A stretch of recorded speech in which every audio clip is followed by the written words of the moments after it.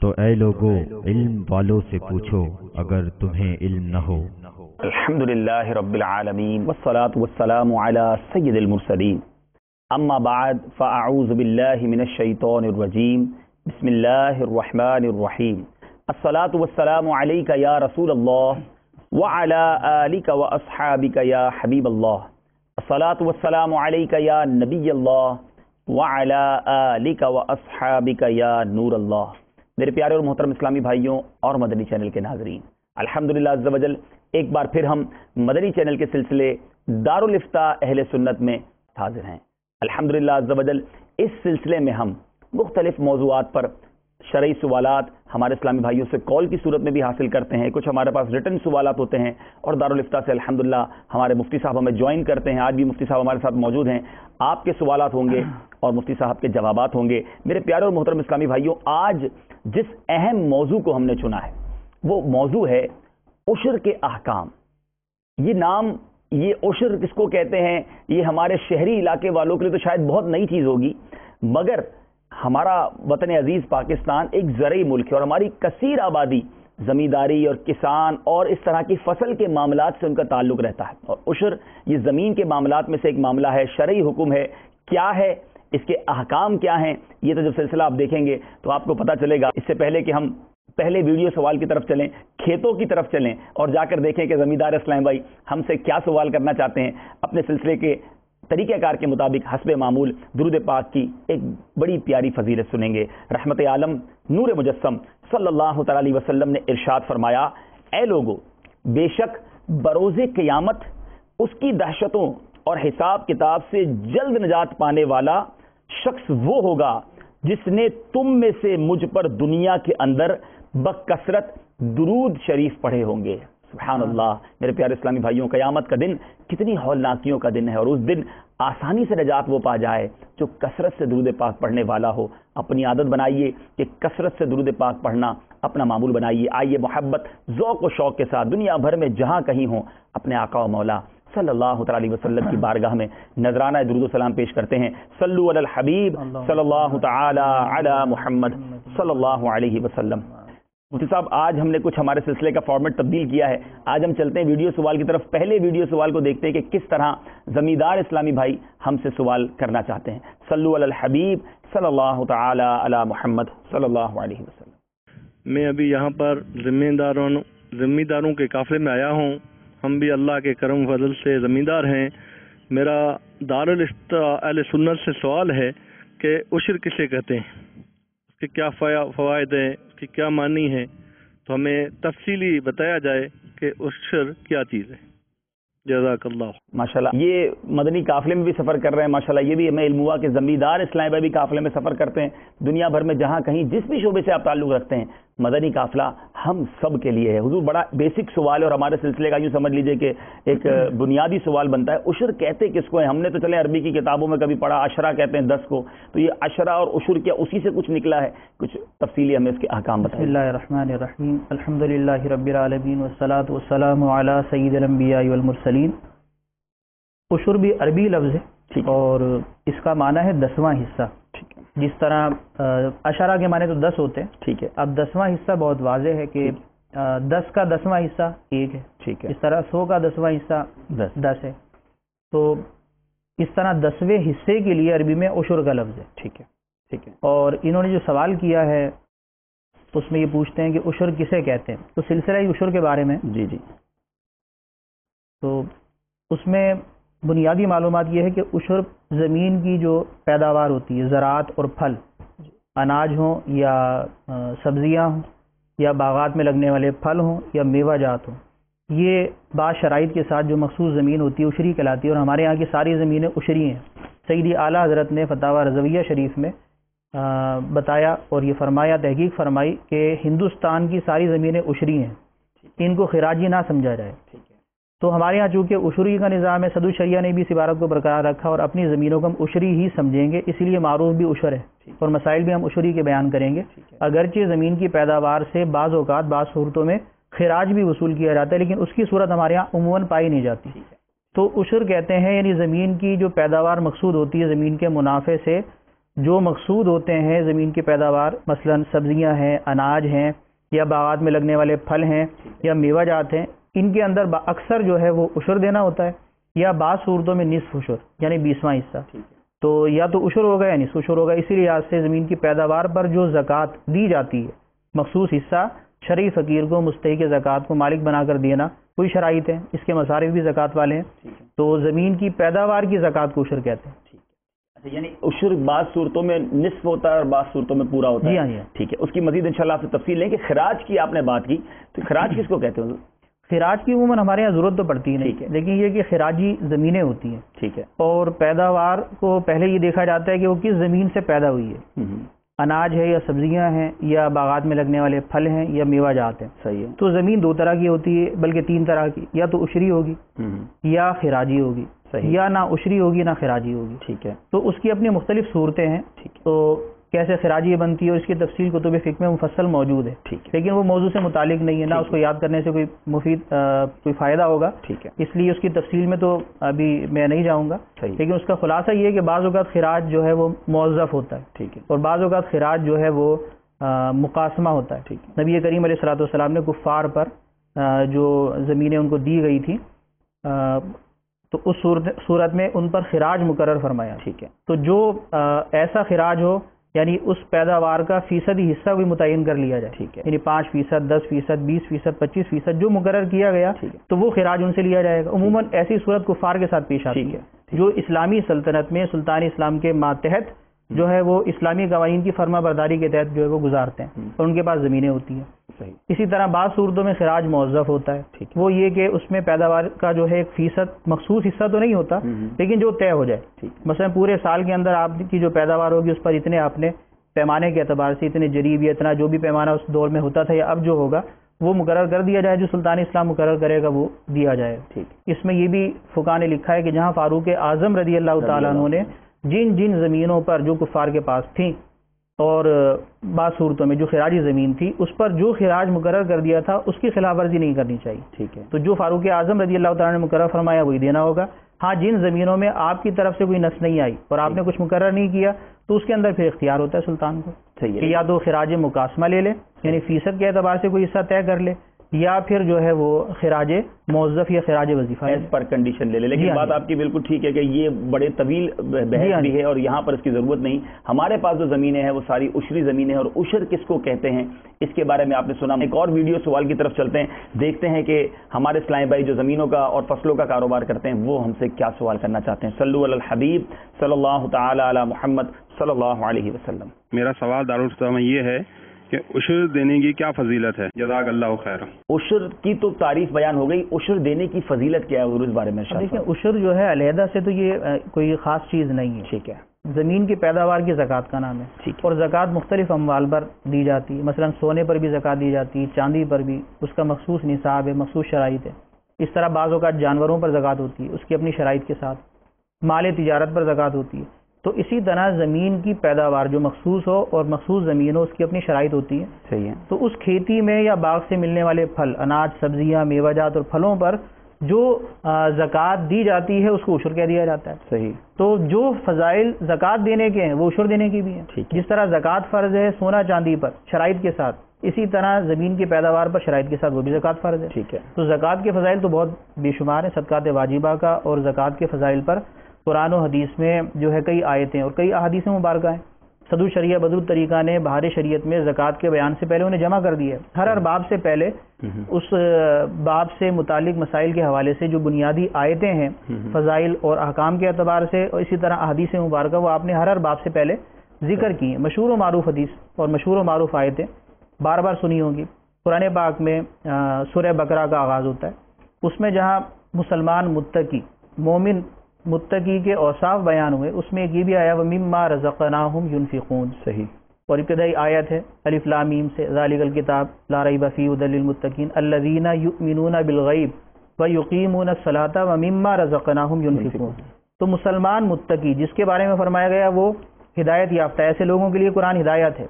ان میں ایک وصف یہ بیان کیا گیا کہ وہ ہمارے دیے ہوئے مال میں سے ہماری راہ میں خرچ کرتے ہیں. صحیح. اور جمہور مفسرین نے یہ فرمایا کہ یہاں دیے ہوئے مال میں سے خرچ کرنے سے مراد کیا ہے؟ صدقہ واجبہ ہے جو ضروری ہے، اور صدقہ نافلہ پر بھی اس کا اطلاق ہو سکتا ہے۔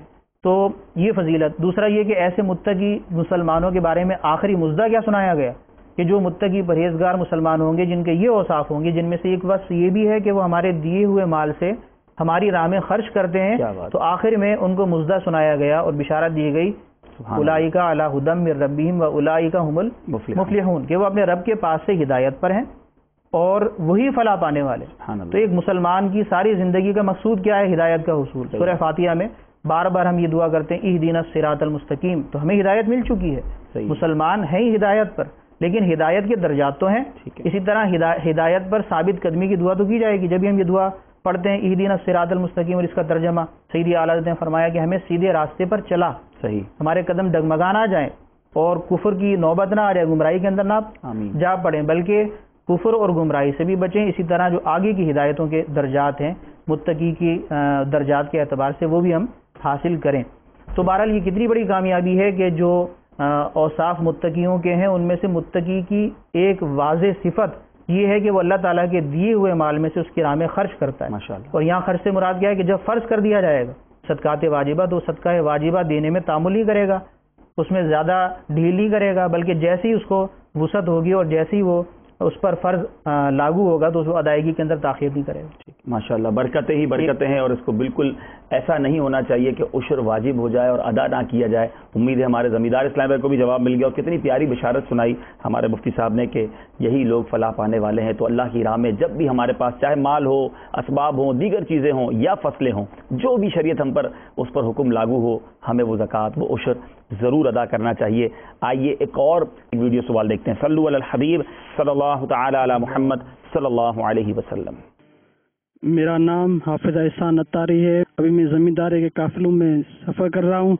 میرا سوال یہ ہے کہ کس زمین پر عشر واجب ہوتی ہے؟ جس طرح آپ نے ایک جملہ شروع میں سٹارٹ میں فرمایا تھا نا کہ کچھ کا پورا عشر ہے اور کچھ کا نصف عشر ہے، تو یہ کیسے پتہ چلے کہ جو ہمارے پاس زمین ہے یا ہماری فصلیں ہیں اس کو پورا عشر دیں گے یا نصف عشر دیں گے؟ اس میں یہ ہے کہ اگر وہ برساتی پانی، بارش کے پانی سے زمین سیراب ہوتی ہے اور فصل اگتی ہے تو اس کے اندر عشر ہے 10واں حصہ۔ یوں ہی جو ہے دریا، نہریں، ندی، نالے جو ہوتے ہیں ان کے پانی سے زمین سیراب ہوگی، اس میں بھی عشر دینا ہوگا۔ ٹھیک ہے۔ چرسے اور ڈول سے کنویں سے پانی نکالا جاتا ہے، وہ پرانا دور تھا، چرسا ڈول ہوتا تھا یا بعض جانوروں کے ذریعے سے گھما گھما کر وہ چلتا رہتا تھا، اس سے پانی نکلتا تھا، اس صورت میں نصف عشر تھا۔ ٹھیک ہے۔ اب جو ہے جدید صورت آ گئی ہے، عام طور پر ٹیوب ویلوں سے جو ہے وہ پانی لیا جاتا ہے، جہاں پانی کی قلت ہے اور نہری پانی وہاں تک نہیں پہنچتا، تو اس صورت میں ٹیوب ویل کے اندر چونکہ وہ بھی کھینچنے کا نظام ہے اور کنویں سے پانی نکالا جا رہا ہے، بس فرق یہ ہے کہ پہلے ڈول اور رسا تھا، اب وہ الیکٹرک مشینوں کے ذریعے وہ بہت زیادہ پریشر سے پانی کھینچا جاتا ہے۔ اس ٹیوب ویل کے پانی سے جو زمینیں سیراب ہوں گی اس میں بھی نصف عشر ہوگا، یعنی 20واں حصہ۔ ٹھیک ہے۔ اب ایک مسئلہ یہ رہ جاتا ہے کہ نہری پانی ہے، شاید ان کا سوال اس جانب بھی ہوگا، نہری پانی ملتا ہے اور دریا کا اور نہروں کا پانی ہوتا ہے مباح الاستعمال، جو بھی لے گا بھرے گا وہ قبضہ کرے گا، اس کا مالک ہو جائے گا۔ تو اسی طرح کھیتوں میں لگانے کے لیے باریاں مقرر ہوتی ہیں، ہر کھیت والے کو ایک مخصوص وقت میں، مخصوص دن پہ 2-4 دن بعد، 5 دن بعد اس کی باری آتی ہے کہ وہ اپنے کھیت میں پانی وہاں سے لے سکتا ہے۔ تو یہ گورنمنٹ اس کے جو ہے وہ اس کو کنٹرول کرتی ہے اور اس کے محکمہ جات بھی ہوتے ہیں اپنے۔ تو وہاں پر جو پانی لیا جاتا ہے وہ بھی ہے جو ہے وہ دریا کا پانی اور مل رہا ہے لیکن اپنی باری پر، تو اس میں بھی ظاہر تو یہی ہے کہ وہاں پر عشر دینا ہوگا، لیکن اس میں ایک صورت یہ پیش آتی ہے کہ گورنمنٹ کو ٹیکس دینا پڑتا ہے، بعض اوقات اس کے پیسے ہوتے ہیں، مال گزاری یا کچھ طرح کا ٹیکس جو بھی ہوتا ہے وہ املاک پر جو گورنمنٹ لگا دیتی ہے، کھیت والوں پر یہ پانی لینے پر بھی کوئی ٹیکس ہوتا ہے۔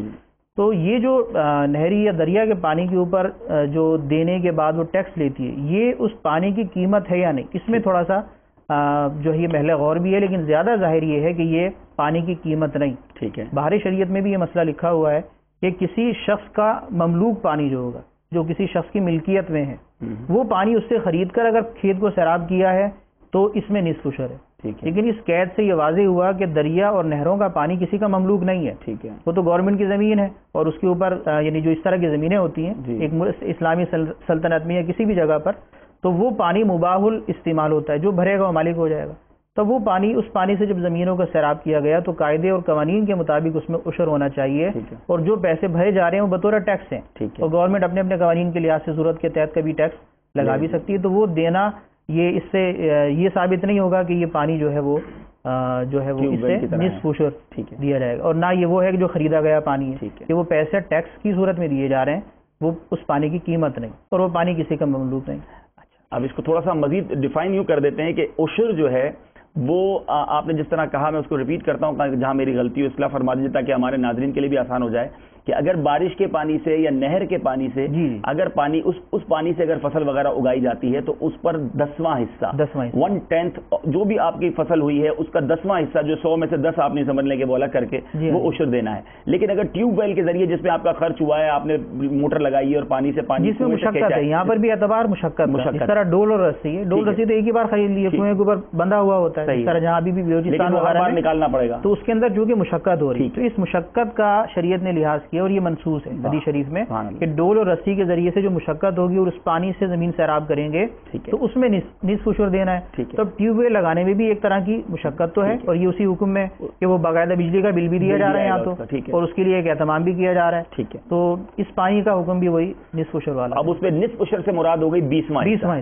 یعنی جو بھی آپ کی فصل اگے گی اس کا 20واں حصہ الگ کرنا ہوگا، اور اس صورت میں 10واں حصہ الگ کرنا ہوگا۔ امید ہے ہمارے اسلام بھائی سمجھ رہے ہوں گے، جو کسان ہوں گے وہ زیادہ اچھے انداز سے، اور زمیندار وغیرہ اسلام پہ اور سمجھ رہے ہوں گے کہ کس کی زمین پر اب اپنی اپنی فصل کے بارے میں غور کر لیں کہ آپ کس طرح اگا رہے ہیں، آیا بارش کے پانی سے، نہری نظام سے، یا پھر آپ نے کوئی ٹیوب ویل وغیرہ لگایا ہوا ہے، تو اسی حساب سے 2-3 باتیں اور جو بنیادی ہیں کہ جس طرح زکوٰۃ کے اندر جو ہے وہ شرط ہے کہ سال پورا گزرے اور سال میں ایک ہی بار زکوٰۃ فرض ہوتی ہے، تو عشر کے اندر یہ لحاظ رکھا جائے کہ اس میں ایسی قید نہیں ہے۔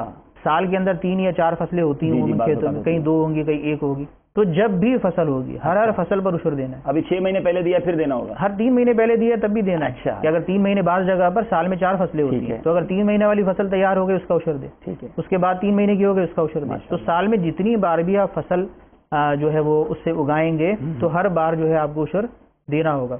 یوں ہی جو ہے اس کے اندر جو ہے وہ بالغ ہونے کی بھی قید نہیں ہے اور عاقل ہونے کی بھی قید نہیں ہے، یہاں تک کہ پاگل کی زمین ہے اور اس کے اندر کھیتی اگائی جا رہی ہے، اس کی زمین سے بھی عشر ادا کیا جائے، کیوں بچے کی زمین ہے اس کے اندر کھیتی باڑی کی جا رہی ہے جو اس کی ملک میں آئے گی تو وہ بھی اس کی جو ہے وہ اپنا عشر اس کی زمین سے دیا جائے۔ ماشاءاللہ بہت سارے سوال میرے ذہن میں حضور پیدا ہو رہے ہیں، لیکن کالز کا سلسلہ شروع ہو گیا ہے، آئیے ہمارے جو کالز کرنے والے اسلام بھائی ان کو بھی شامل کرتے ہیں، دیکھتے ہیں کہ سائل ہم سے کیا سوال کرنا چاہتے ہیں۔ صلو علی الحبیب صلی اللہ تعالی علی محمد صلی اللہ علیہ وسلم۔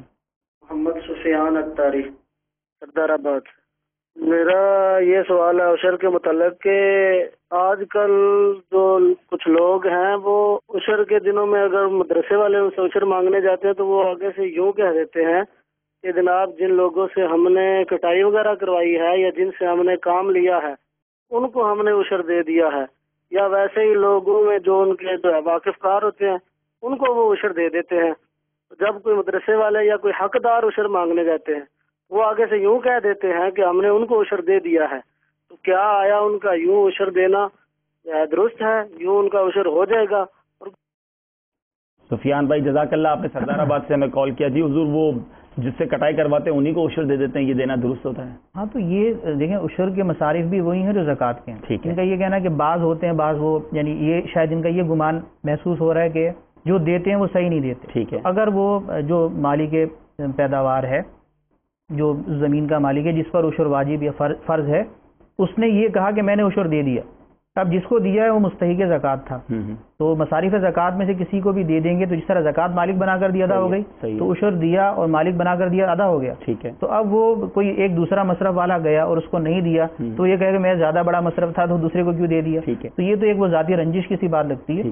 تو بہرحال اگر کوئی یہ کہے گا کہ میں نے عشر اس کے مستحق فرد کو مالک بنا کر دے دیا، اچھی بات ہے۔ جہاں تک مدارس کی، مساجد کی یا دیگر دینی جو ہے وہ نفع اور بھلائی کے کام اور ایسے جو صدقہ جاریہ والی صورتیں میں بعض بن جاتے ہیں، ان جگہوں پر زکوٰۃ اور فطرہ اور صدقات واجبہ اور عشر وغیرہ اکٹھا کرنے کی بات ہے تو یہ مسئلہ ہمیشہ کے لیے یاد رکھیں، زکوٰۃ ہو یا تمام صدقات واجبہ، وہ مساجد کی تعمیر میں یا مدارس کی تعمیر میں یا بغیر تملیغ کے ان کے اخراجات میں خرچ نہیں کیے جاتے۔ دینی ادارے اور جس طرح ہماری دعوت اسلامی میں بھی زکوٰۃ فطرہ اکٹھا کیا جاتا ہے، عشر کے دنوں میں عشر لیا جاتا ہے، اس میں علماء دین نے، مفتیان کرام نے یہ صورت رکھی ہے چونکہ یہ دین کے ضروری امور ہیں اور اس کی دیکھ بھال کا نظام اسلامی سلطنت کے سپرد ہوا کرتا تھا، وہ اس کی دیکھ بھال کیا کرتی تھی، مساجد کی تعمیر، امام مؤذنوں کے معاملات، مدارس کو دیکھ بھال اور دینی ضروری کام، تو ایسے سارے امور کے لیے چونکہ وہ دیکھ بھال کا نظام رہا نہیں ہے تو اب علماء دین نے ایک طریقہ ایسا کہ جس کے اندر زکوٰۃ اور صدقات واجبہ کی ادائیگی بھی ہو جاتی ہے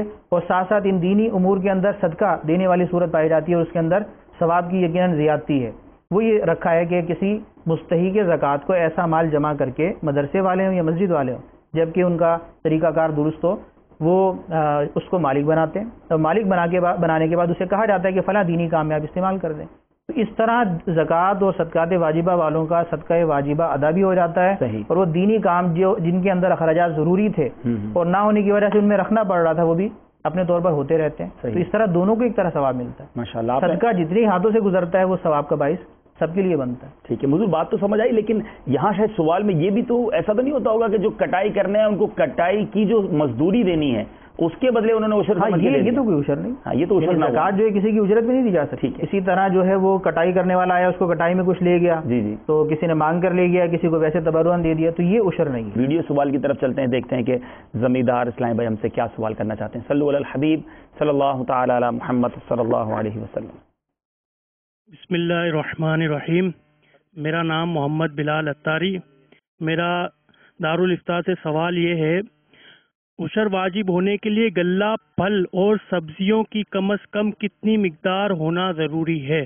بلال بھائی نے بڑا امپورٹنٹ کوشچن کیا مفتی صاحب. جس طرح وہ نصاب ہے نا زکوٰۃ واجب ہونے کے لیے، تو کیا کچھ من کچھ ٹن اتنا فصل ہوگی جب جا کے عشر واجب ہوگا؟ اس کو کس طرح ڈیفائن کریں گے؟ صحیح قول یہی ہے اور مفتہ بھی جس پر عمل بھی ہے اور جو ہماری کتابوں میں لکھا ہے کہ اس میں کسی قسم کی مقدار کی قید نہیں ہے. زیادہ سے زیادہ بھی جتنا اور کم سے کم بھی اس میں عشر دینا ہے. جتنی بھی فصل ہوگی اس کو اس حساب سے پیمانے کے اعتبار سے سب سے چھوٹا پیمانہ سا. ٹھیک ہے، تو اگر ایک سا بھی ہے تو اس کو عشر دینا ہوگا. صحیح. تو امید ہے کہ بلال بھائی آپ کو بھی جواب مل گیا ہوگا اور ہمارے دیگر زمیندار اسلام بھائیوں کو. ہو سکتا ہے کسی کے ذہن میں یہ ہو بھائی ہماری تو فصل ہی چھوٹی سی، اب اس میں بھی کیا عشر دیں گے؟ تو پتہ چلا کہ اس میں کوئی پیمانہ نہیں ہے، کتنی ہی فصل کیوں نہ ہو. اور یقین جانیے آپ اپنا عشر پورا نکالیے، انشاءاللہ آپ کی فصل میں برکت ہوگی. پچھلے دنوں ایک زمیندار اسلام بھائی سے ملاقات بھی ہوئی مفتی صاحب.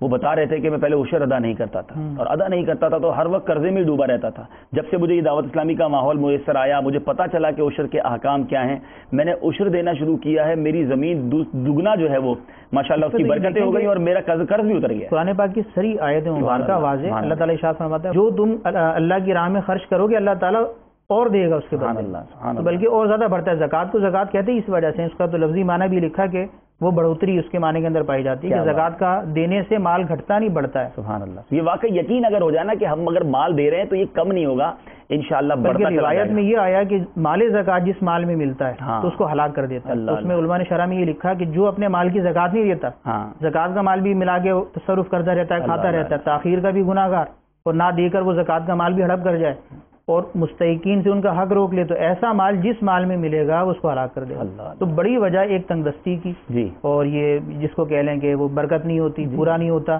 اس کی بہت بڑی وجہ یہ ہے کہ زکوٰۃ کو صحیح طریقے سے ادا نہیں کیا جاتا. جس طرح ایک آپ کا سلسلہ یہ آج ہمارا رکھا گیا عشر کا، ایک تو اس کے اندر جو ہے وہ عمل صحیح طریقے سے مکمل نہیں. ذہن بنانے سے بہت سارے لوگ اس کی طرف آمادہ ہوتے ہیں اور عشر دینے کے لیے تیار بھی ہو گئے، لیکن ایک بہت بڑی تعداد ہے جو صحیح طریقے سے عشر نہیں دیتی.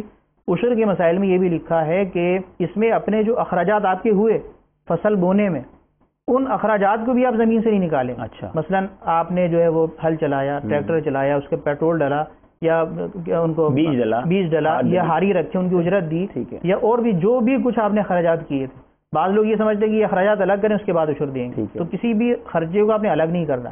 زمین سے جو پیداوار منافع کے طور پر مقصود تھی، جسے آپ نے قصدن حاصل کیا، جو فصل آپ نے بوئی اور وہ پھل اس کا مل رہا ہے آپ کو، اور وہ سبزی یا اناج مل رہا ہے، پوری کی پوری اس فصل کے اندر سے آپ نے 10% عشر دینا ہے یا بعض صورتوں میں نصف عشر دینا ہے. تو صحیح طریقے سے یہ ادائیگی نہ ہونا اور جو علم نہیں اور شریعت کا جو حق تھا وہ اس میں مل جاتا ہے، اور پھر اس طرح کے معاملات میں تنگ دستی تو غالب ہے. بالکل صحیح بات آپ نے فرمائی. ہو سکتا ہے کئی ایسے اسلام بھائی سن رہے ہوں جن کا کاروبار نہ چل رہا ہو، گھر میں پریشانی ہو، ایسے زمیندار سن رہے ہوں جو اچھی زمین رکھنے کے باوجود ویسی فصل حاصل نہ کر پا رہے ہوں جیسے اور لوگوں کو ملتی ہے. تو غور تو کیجئے کہیں ایسا تو نہیں کہ ہم عشر ہی صحیح ادا نہیں کر رہے، ہم اپنی زکوٰۃ ہی پوری نہیں نکال رہے. اور جس طرح بتایا کہ اگر زکوٰۃ کا مال ہمارے مال میں مل جائے گا تو وہ مال کو ہلاک کر دے گا. تو خدارا علم حاصل کیجئے، معلومات کیجئے کہ کس طرح ہم نے اپنے مال کی زکوٰۃ نکالنی ہے. کاروباری لوگ بھی اس بارے میں غور کیجئے. اور چونکہ اس وقت یہ زمینداروں کے لیے سلسلہ ہے تو اپنی زمین کے ان مسائل کو ظاہر ایک سلسلے میں عشر کے احکام اور ایک سلسلہ کریں گے، اس اس سلسلے میں آپ کو سارے احکام ہم نہیں بتا سکیں گے، لیکن ہمارے ان سلسلوں کا مقصد یہ ہوتا ہے کہ اس ایشو کو، اس ٹاپک کو اجاگر کیا جائے، بتایا جائے کہ یہ بھی ایک